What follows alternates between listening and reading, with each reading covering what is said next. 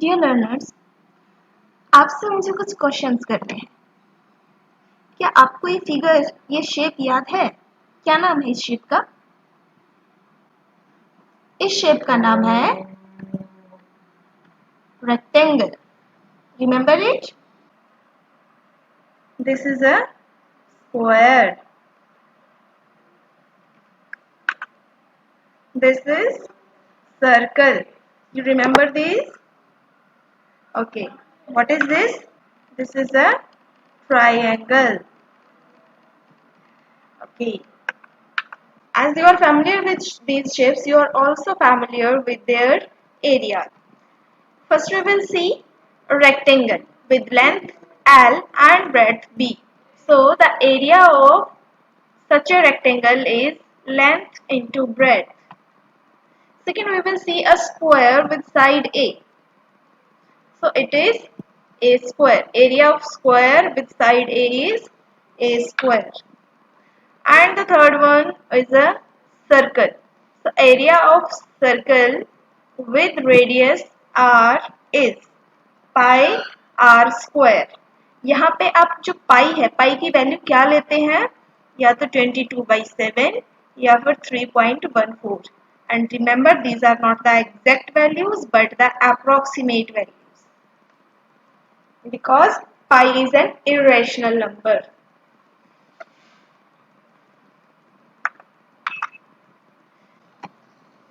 देखते हैं कुछ other shapes, cube and cuboid.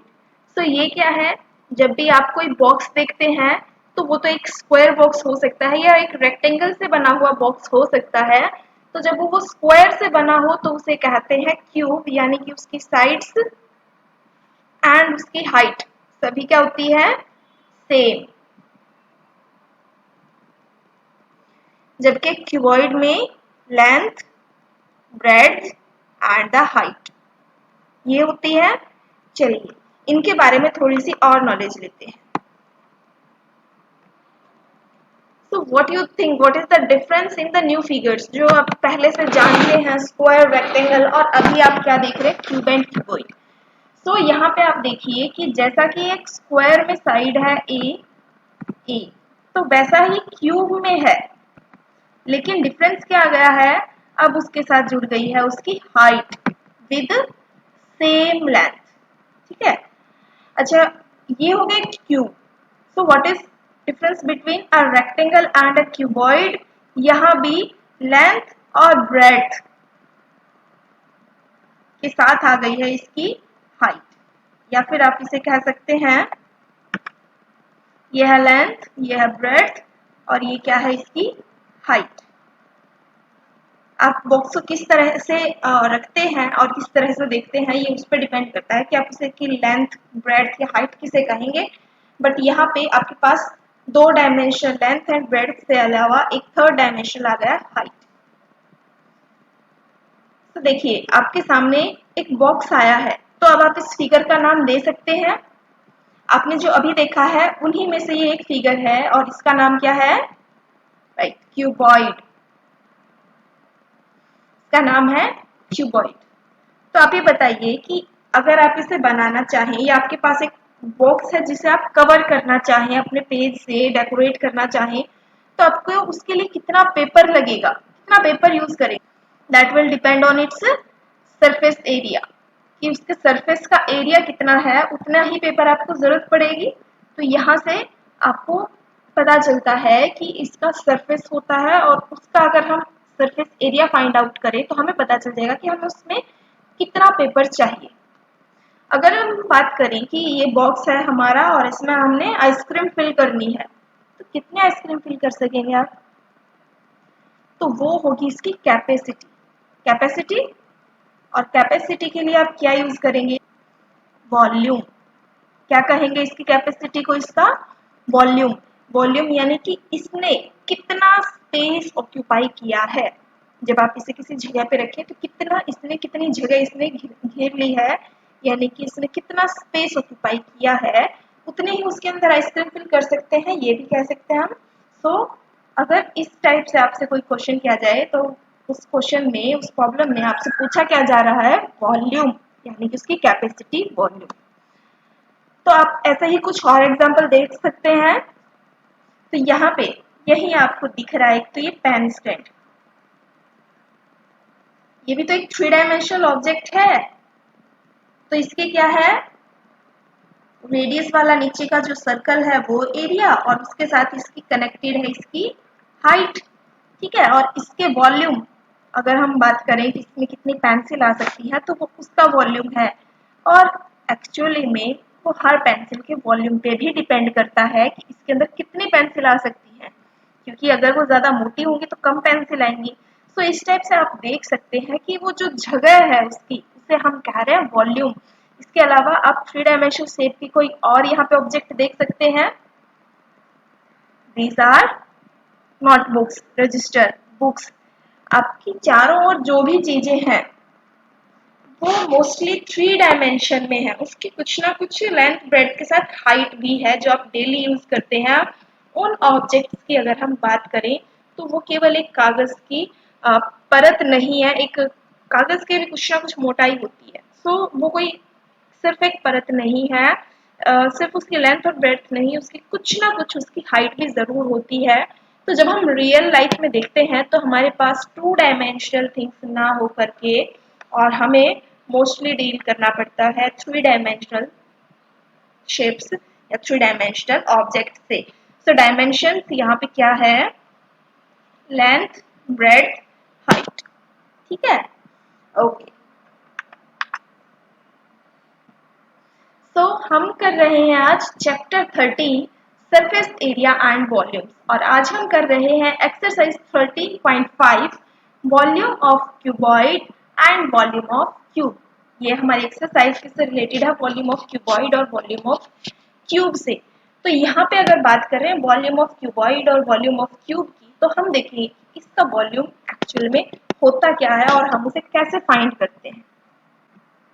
तो आपके सामने एक स्क्वायर यहाँ रख दिया है और उस स्क्वायर की कुछ ना कुछ ये साइड है, तो उसका एरिया कितना होता है,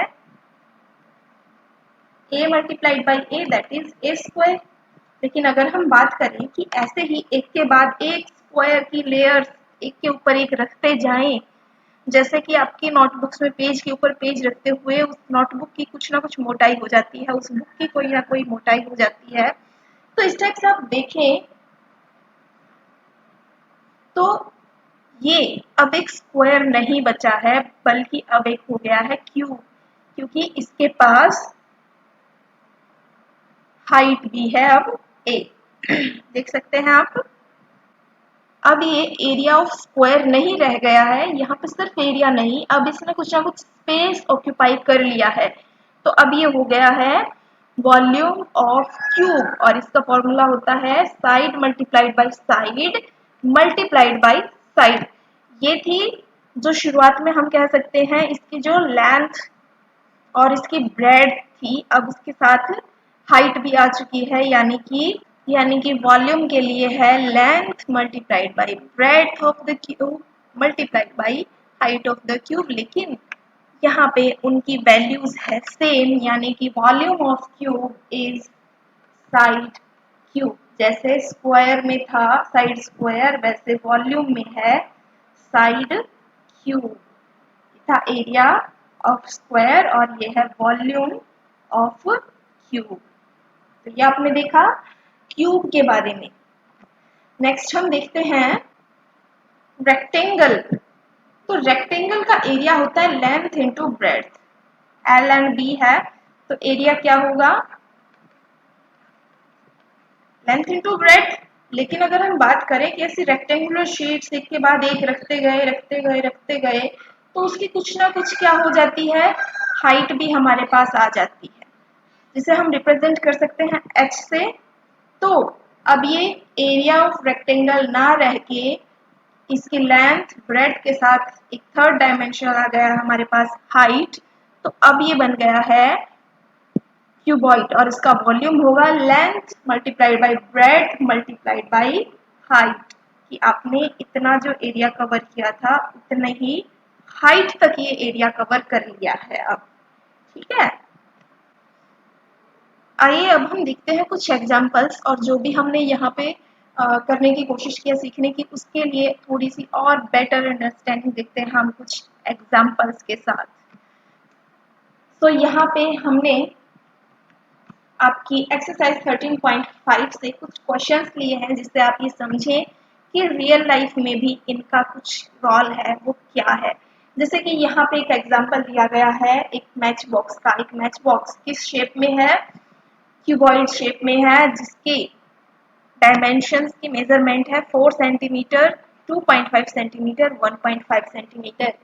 यानी कि आपको गिवन है एक मैच बॉक्स जिसकी लेंथ है 4 सेंटीमीटर, जिसकी ब्रेड्थ है 2.5 सेंटीमीटर और जिसकी हाइट है 1.5 सेंटीमीटर। और आपको पता करना है एक पैकेट में ऐसे 12 मैच बॉक्स हैं, तो उस पैकेट का वॉल्यूम कितना होगा। तो उसके लिए आप क्या करेंगे, एक मैच बॉक्स की वॉल्यूम निकालेंगे और उसको 12 से मल्टीप्लाई कर देंगे, क्योंकि इतना ही क्या होंगे मैच बॉक्स हैं, तो वो पैकेट में इतना ही वॉल्यूम ऑक्यूपाई करेंगे वो। So let's see the answer solution।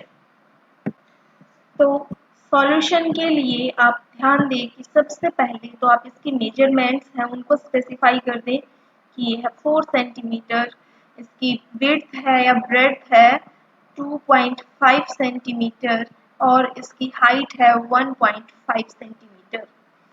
ठीक है, सबसे पहले आप डायग्राम बनाया करें। तो डायग्राम के लिए आप सिंपली पहले तो एक रेक्टेंगल बना दें, फिर उसके साथ कुछ हाइट कनेक्ट करके और आप इसे पेंसिल और स्केल से अच्छे से बनाएं। और यहाँ पे आप लिख दें लेंथ, ब्रेड्थ एंड हाइट। आप यहाँ भी लिख सकते हैं और यहाँ भी लिख सकते हैं, सेम थिंग है। तो इसके बाद आप क्या करेंगे, आप लिखेंगे लेंथ, ब्रेड्थ या विड्थ और उसके साथ लिखेंगे height. The length is 4 centimeter, 2.5 centimeter is the width and 1.5 centimeter is the height। So इसके बाद आपको फाइंड करना है वॉल्यूम। सबसे पहले volume of one match stick.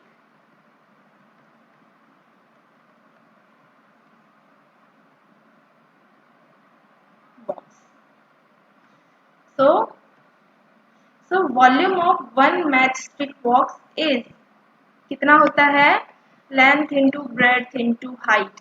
तो ये फॉर्मूला आप हर बार लिखें जिससे कि ना तो आपको कंफ्यूजन हो, ना आपका जो आंसर रीड कर रहा है, सॉल्यूशन जो चेक कर रहा है उसे कभी कोई कंफ्यूजन हो।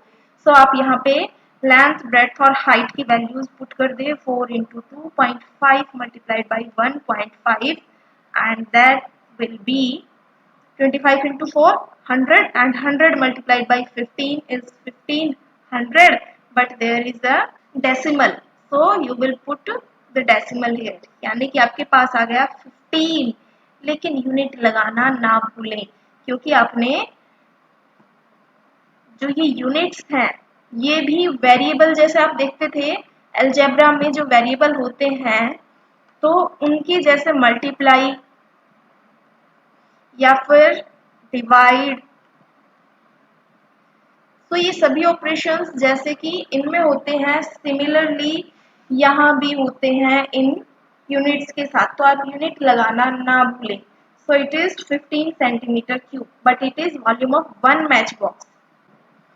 तो मैं यहाँ बता देती हूँ इसके बाद वॉल्यूम ऑफ 12 मैच बॉक्स। तो 12 मैच बॉक्स का वॉल्यूम कितना होगा, वॉल्यूम ऑफ 1 इंटू 12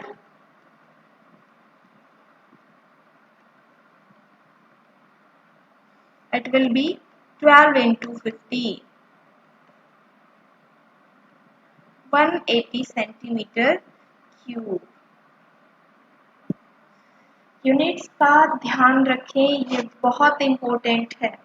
अगर किसी क्वेश्चन में अगर आपको नहीं गिवन है unit, then what will you do, आप क्या करेंगे, आप करेंगे कि आप वहां पे लिख दें यूएनआईटी यूनिट।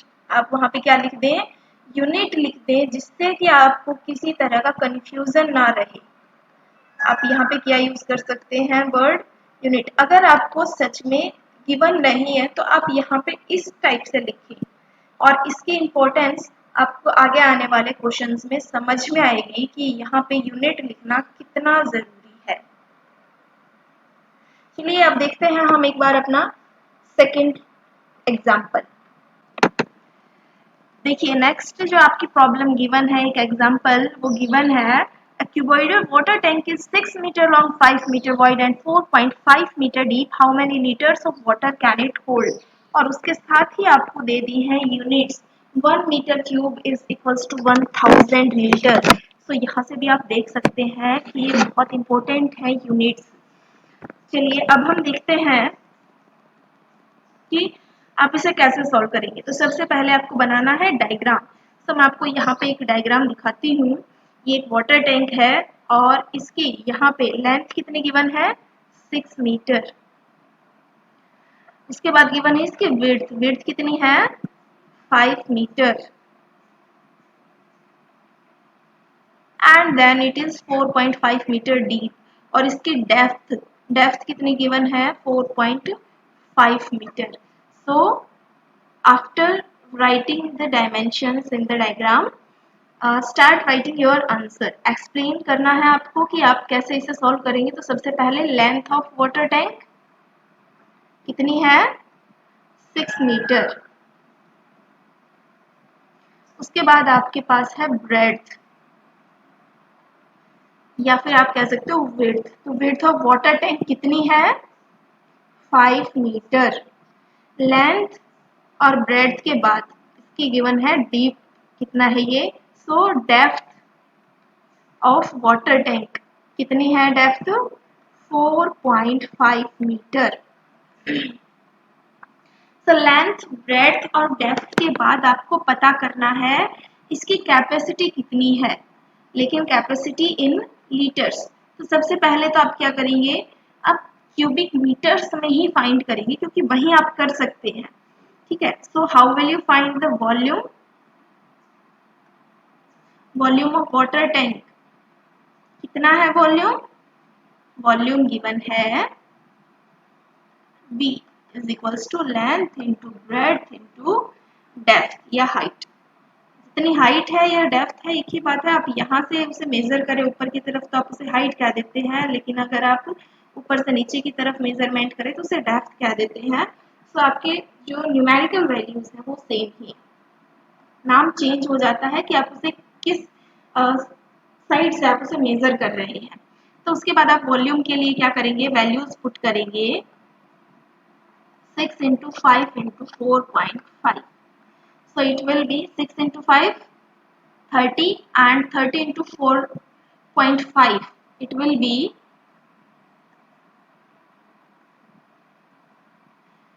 135.0 metre cube. लेकिन आपको मीटर क्यूब में फाइंड नहीं करना, आपका आंसर जो है वो लीटर में है। तो आप इसका यूज करते हुए क्या करेंगे, that is equals to 135 into 1000 litre. ठीक है, देखिए एक बार जो आप कर रहे हैं यूनिट कन्वर्जन, तो यहाँ पे 1 metre cube is equals to 1000 litre. तो यहाँ पे आप क्या करेंगे, अगर 135 मीटर क्यूब गिवन है तो सबसे पहले तो आप यहाँ पे क्या करेंगे, 1000 litre divide by 1 metre cube. जो आप यूनिटरी मेथड यूज करते हैं उसी तरह से आपने डिवाइड में यूनिट्स को साथ लेके चले और मल्टीप्लाई करें 135 मीटर क्यूब। ध्यान रहे आपको यूनिट्स साथ में लेके जानी है, तभी आपको पता चलेगा कि यूनिट्स का कितना ज्यादा इंपॉर्टेंस है यहाँ पे। तो यहाँ आप देखेंगे मीटर क्यूब से मीटर क्यूब कैंसिल। मैंने बताया था वेरिएबल्स की तरह यूनिट्स पर भी मैथमेटिकल ऑपरेशंस वर्क करते हैं। सो यहाँ पे आप देखेंगे दैट इट विल बी 135,000 यानी कि 1,35,000 लीटर वाटर। तो ये क्या है, कैपेसिटी ऑफ द टैंक कितनी आई है 1,35,000 लीटर। आपको लीटर में बतानी थी और आपने लीटर में फाइंड कर दी है। तो आपको ये क्वेश्चन समझ में आ गया होगा आई होप, एंड आपको यूनिट्स की इंपॉर्टेंस और यूनिट्स के साथ कैसे डील करना है ये भी समझ में आ गया होगा। So let's now see our third question, that is हमारा नेक्स्ट क्वेश्चन है a cuboidal vessel is 10 meter long and 8 meter wide. How high must it be made to hold 380 cubic meter of a liquid? तो यहाँ पे आपके पास एक box है, उस box की आपको बता दी है वॉल्यूम 380 क्यूबिक मीटर, उसकी बता दी है आपको लेंथ 10 मीटर, उसकी बता दी है विड्थ 8 मीटर, लेकिन उसकी नहीं बताई है हाइट, और हाइट आपको फाइंड करनी है। So what will you do? सबसे पहले आप बताएं लेंथ, जो भी हमारे पास डाटा गिवन है पहले वो डाटा लिख ले कि आपके पास लेंथ गिवन है, आपके पास विड्थ गिवन है एंड आपके पास गिवन है वॉल्यूम 380 क्यूबिक मीटर। ठीक है, अब क्या करेंगे आप देखिएगा यूनिट्स को यहाँ पे कितना इंपॉर्टेंट रोल प्ले करेंगे। तो आपने देखा कि आपको फाइंड करना है हाइट, ठीक है, हाइट को आप लेट कर लें, कोई वेरिएबल नाम दें और जनरल हम h नाम से हाइट लिखें, जिससे कि किसी तरह की कंफ्यूजन ना हो, अलग से किसी को ज्यादा समझना ना पड़े बहुत ज्यादा कि कौन सा वेरिएबल है, आप क्या फाइंड करना चाह रहे हो। h से सिंपली आपके माइंड में आ जाएगा हाइट है, कोई भी पढ़ने वाला है आपकी आंसर शीट तो उसे भी पता चल जाएगा वो क्या है, हाइट है।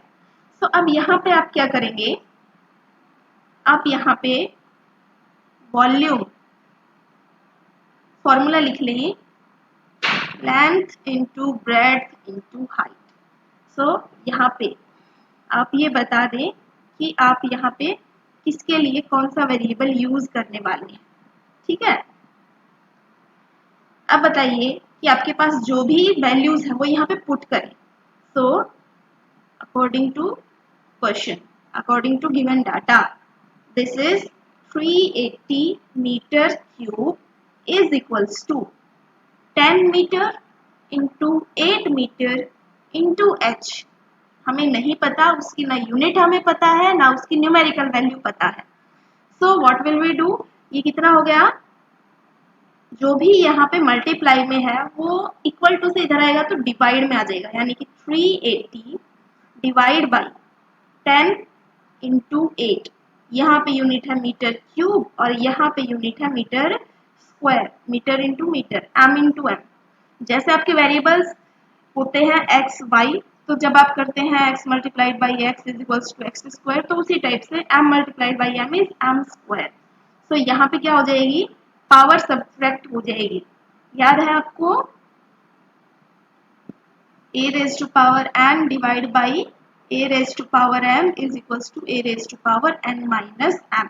तो उसी टाइप से ये हो जाएगी, ठीक है, this is equals to height. तो यहाँ पे सोल्व करते हैं बाकी। तो यहाँ पे ये क्या हो जाएगा, जो भी कट सकता है उसे कट कर दें।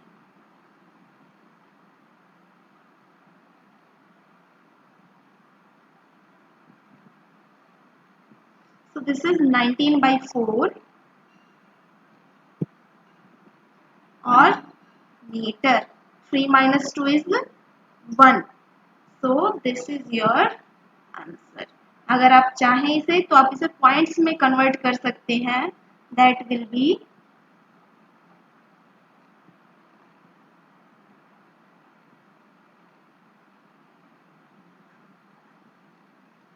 आई होप आपको ये क्वेश्चन समझ में आ गए होंगे। खुद से ये क्वेश्चन ट्राई करें और आप अपने बुक से या अपने आप से और प्रॉब्लम्स कहीं से भी सॉल्व करना चाहें तो वो आप प्रैक्टिस के लिए ज़रूर करें। कहीं भी कोई भी प्रॉब्लम आए तो आप हमें ज़रूर बताएं।